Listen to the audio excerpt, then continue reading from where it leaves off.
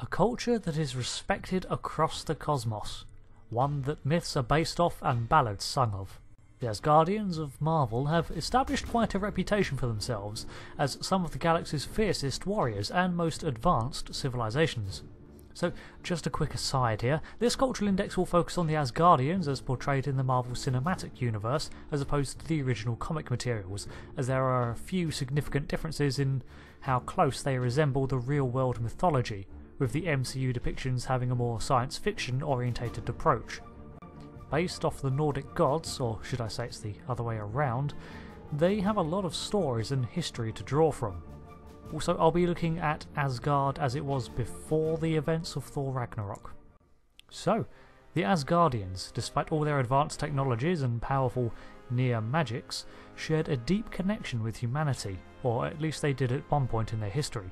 It's from them that we get our tales of Nordic lore, as well as the very characters themselves.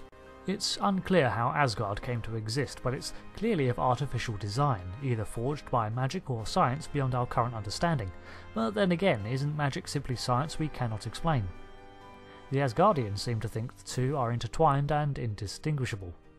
They're a spacefaring race, capable of travel across the cosmos in the same manner as any other species of interstellar capacity, through the use of faster-than-light travel or the cosmic highway of gates that we see in the Guardians of the Galaxy films. But what makes them stand out is their access to the Bifrost, a guidable energy that forms bridges to other areas along Yggdrasil. Yggdrasil, or the World Tree, is the name the Asgardians have given to this cosmic network of energies, and along its branches are the 9 realms, areas of space separated by millions of light years, but part of this expansive web of thinner space. Asgard sits atop the 9 realms and has the easiest access to them all, being home to a natural mineral that conducts the energy of the Bifrost with ease. The Rainbow Bridge is constructed of this material, and there are still deposits of it all over the highlands and caves of Asgard. At the end of this bridge lies Himinbjorg, the outpost of Heimdall, the guardian of the Bifrost. Travel between the realms without the use of the Bifrost is possible, but requires a great deal of power to force an individual across, or utilising the remaining crystals, the latter a risky method favoured by Loki. The Asgardians see themselves as a strong but benevolent society founded on ideals of peace, and owe much of that image to their long-time ruler, Odin Allfather. Odin is the undisputed king of Asgard, which enforces a hereditary monarchy. The king before Odin was his father Bor, and before that his father Buri, and one day Thor, Odin's son, is to inherit the throne. The monarch has the ultimate authority in Asgard and dictates the political and military state of the realm. The Einherjar is the royal army of Odin, led by a captain, Tyr, who answers directly to the Allfather. With such long lifespans, seemingly immortal, although they are not, it's important for a leader to be a good one. Buri and Bor fought to maintain order over the 9 realms. Whether asked to or not is now a moot point, but Odin did not quite follow suit. As Allfather, he led a campaign of conquest across the realms with his firstborn by his side, Hela. They subjugated many species that resisted and plundered wealth to supply Asgard, taking note of powerful relics and confiscating them. However, when the battles were spent and the realms brought to heel, Odin relented his assaults and began to re-establish the Asgardians as the peacekeeping force they had been before. To this end, he banished Hela, who would not cease her killing, as befitting her role of goddess of death. This area of history is considered by Odin a dark time, not to be talked about nor recorded in any official record, which could be seen as a form of historical censorship, or a necessary step in preserving the integrity of the society. Either way, it shows the unlimited power of which the monarchy of Asgard holds. Odin's reign is considered to be the golden age of Asgard, literally, with much of their architecture, and their technology and development grew in leaps and bounds, probably thanks to their vast hoard of pilfered goods, but by the time of his second-born, their roles as protectors had been restored, as can be seen when they fought off the frost giants of Jotunheim to protect the realm of Midgard, Earth, in 965 AD. Their near-exclusive use of Yggdrasil means that the Asgardians outside of the 9 realms are, well, a rarity, and many other species consider them to be almost as mythological as the humans do. Although there are chronicles and volumes detailing Asgard's history and past, By far the favoured method of passing along knowledge is by oration, storytelling. One-time battles become tales of deadly duels, wars become epic clashes between good and evil, and add to Asgard's own sense of importance and grand splendour. This creates a culture that can be obsessed with fulfilling the legacy left before them, not realising that the legacy they're trying to recreate or fulfil is hyperbole. Many Asgardians for this reason seek adventure and to test themselves, especially in their youth, before growing into their role. So this is a strange one. It seems for the most part that Asgardians are bound by a certain role, by notions of honour, duty and fate. With their long lifespans and strong beliefs in destiny, many Asgardians, such as Heimdall, have been occupying the same position for years, becoming established even in their own culture as legendary characters. All Asgardians are durable and many times stronger than a human, but some are born with innate traits to channel certain powers or certain abilities, perhaps a side effect of living alongside such cosmological powers as the World Tree, or due to biological or technological feats. Heimdall possesses a near omnipresence of sight, for example, or Thor, an innate ability to discharge massive electrical bursts. A possible source for these powers could be the energies left to them by their forebears. Odin's strength comes from the Odin Force, a recuperating energy said to be made from the spirits of his ancestors, which he too will join upon death. This spirituality clouds much of the science of their technology, giving rise to naming conventions such as a soul forge for a device that can manipulate a body for medical purposes.